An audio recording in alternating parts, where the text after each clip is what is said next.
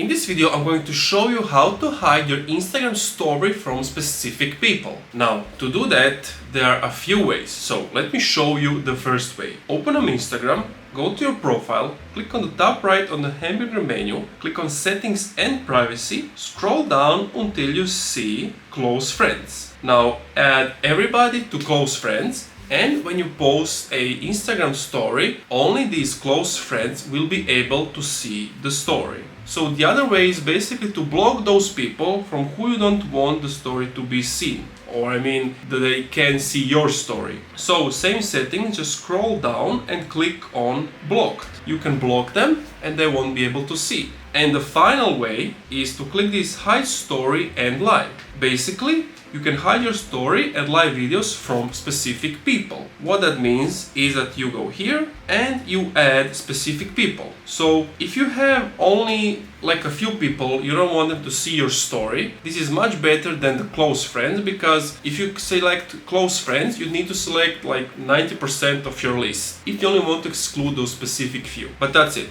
Thank you for watching this video. If you enjoyed, like, subscribe and leave a comment. This video helped me out. If you didn't, let me know what was the problem and I'll help you out. Bye.